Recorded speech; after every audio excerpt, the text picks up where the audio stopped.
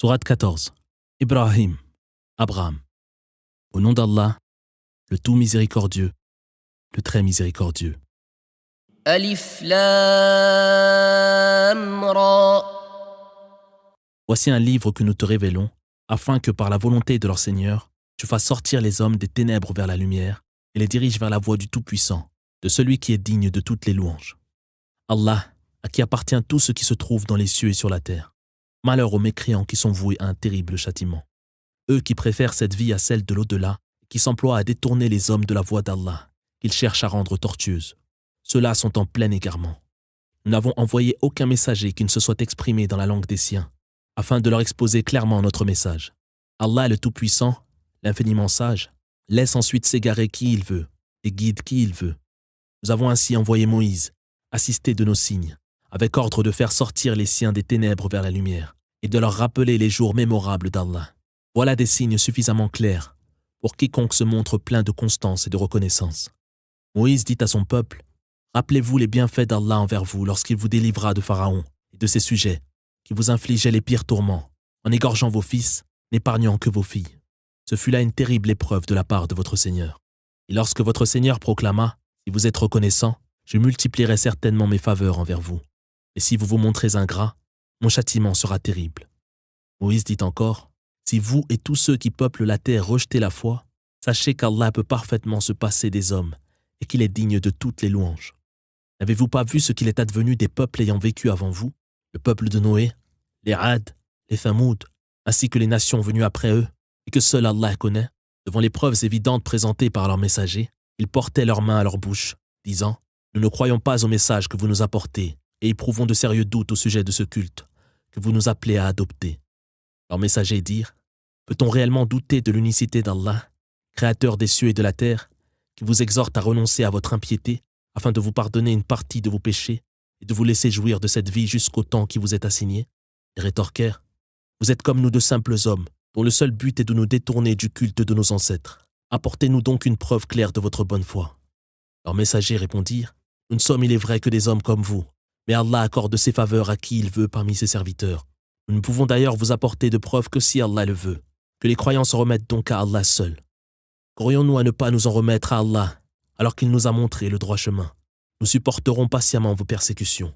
C'est à Allah que doivent s'en remettre ceux qui cherchent un appui sûr. » Les mécréants dirent alors à leurs messagers, « Nous allons vous chasser de notre pays, à moins que vous ne reveniez à notre culte. » Le Seigneur révéla à ses prophètes, « Nous allons assurément anéantir les impies et vous établir après leur disparition dans leur pays. Telle est la récompense réservée à ceux qui redoutent de comparaître devant moi et craignent mes menaces. » Les messagers implorèrent alors la victoire, si bien que fut perdu tout être fier et rebelle à la vérité. Voué à la géhenne, où il sera abreuvé d'un pu infâme, qu'il avalera à petites gorgées, avec les plus grandes difficultés. Assailli de tous côtés par les affres de la mort, il ne lui sera pas donné de mourir. L'attendront en effet d'autres tourments, tout aussi infâmes.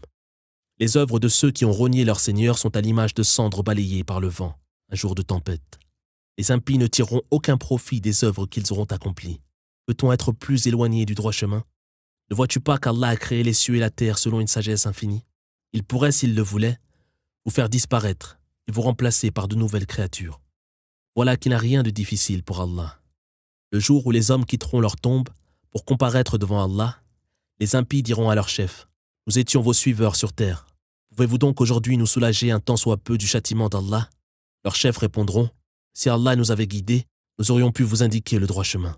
Que nous nous affligions ou que nous nous résignions, nous ne pourrons y échapper. » Lorsque le jugement aura été prononcé, Satan leur dira, « Allah vous a fait une promesse qu'il a tenue, tandis que moi j'ai trahi ma promesse. Je ne disposais pourtant d'aucune preuve et n'avais aucun pouvoir sur vous. Il m'a suffi de vous appeler pour que vous me suiviez. Ne me blâmez donc pas, ne vous en prenez qu'à vous-même. Je ne vous suis aujourd'hui d'aucun secours, de même que vous ne m'êtes d'aucun secours. Je renie le culte qu'autrefois vous me rendiez, en faisant de moi l'égal d'Allah. En vérité, les impies sont voués à un douloureux châtiment.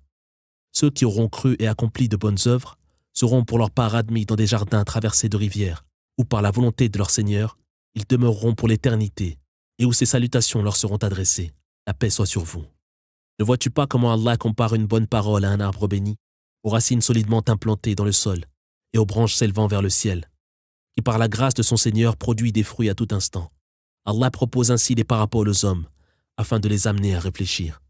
La mauvaise parole, quant à elle, est à l'image d'un arbre aux fruits amers, qui, dépourvu de toute stabilité, ne tarde pas à être déraciné.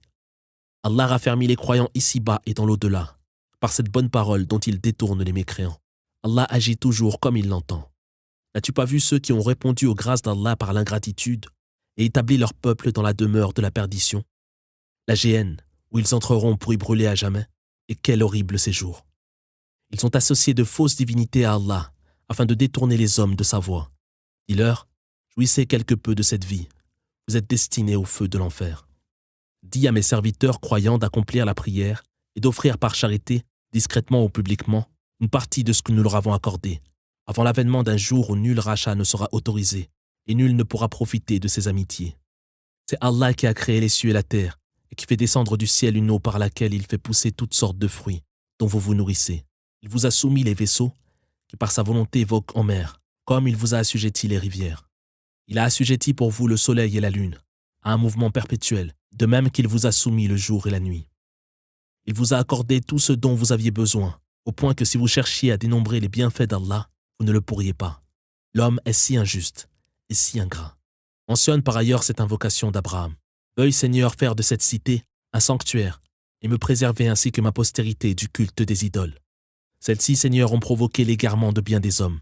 Quiconque suit ma voie est des miens. Quant à celui qui me désobéit, qu'il sache que tu es très clément et très miséricordieux. Seigneur, j'ai établi une partie de mes descendants dans une vallée aride, auprès de ton sanctuaire, afin qu'ils accomplissent assidûment la prière. Dispose en leur faveur les cœurs d'une partie des hommes, et dispense-leur toutes sortes de fruits, en espérant qu'ils te seront reconnaissants. Seigneur, tu connais aussi bien ce que nous gardons secret que ce que nous laissons paraître. Rien sur terre ou dans le ciel ne saurait être caché à Allah. Louange à Allah, qui malgré mon âge avancé m'a fait don d'Ismaël et d'Isaac. Mon Seigneur entend si bien les prières. Rends-moi, Seigneur, assidu à la prière, ainsi qu'une partie de ma descendance. Veuille, Seigneur, exaucer mon invocation. Veuille, Seigneur, me pardonner, ainsi qu'à mes pères et mères, et aux croyants, le jour du jugement dernier. Ne crois surtout pas qu'Allah soit inattentif aux agissements des impies, auxquels il accorde simplement un sursis, jusqu'au jour où les regards des hommes resteront figés, et où ces derniers se précipiteront vers le lieu de leur jugement, tête dressée, yeux exorbités et cœur désemparé. Avertis les hommes du jour où face au châtiment, les impies s'écrieront « Accorde-nous, Seigneur, un bref sursis, afin que nous puissions répondre à ton appel et suivre les messagers. » Il leur sera répondu « Ne juriez-vous pas au cours de votre vie terrestre que vous ne quitteriez jamais ce monde? Vous avez pourtant occupé les terres de ceux qui, avant vous, furent injustes envers eux-mêmes, et pu constater le sort exemplaire que nous leur avons réservé. Nous n'avons cessé de vous exhorter à bien vous comporter. Ils ont tramé des complots qui ne sauraient échapper à Allah, même si leur manœuvre était de taille à déplacer les montagnes. Ne crois donc pas qu'Allah puisse manquer à sa promesse faite à ses messagers. Allah en vérité est tout-puissant et parfaitement en mesure de se venger. Sa promesse s'accomplira le jour où la terre sera changée en une autre terre, et les cieux en d'autres cieux, et où les hommes quitteront leur tombe pour comparaître devant le Dieu unique, qui a soumis à son pouvoir l'ensemble de la création. Tu verras ce jour-là les criminels enchaînés les uns aux autres, revêtus de goudron, les visages recouverts du feu de l'enfer. Allah rétribuera aussi chacun selon ses œuvres, dont il est si prompt à faire le compte. Voilà un message adressé aux hommes afin qu'ils soient mis en garde. Ils sachent qu'Allah est la seule divinité digne d'adoration, et que les hommes doués de raison en tirent des leçons.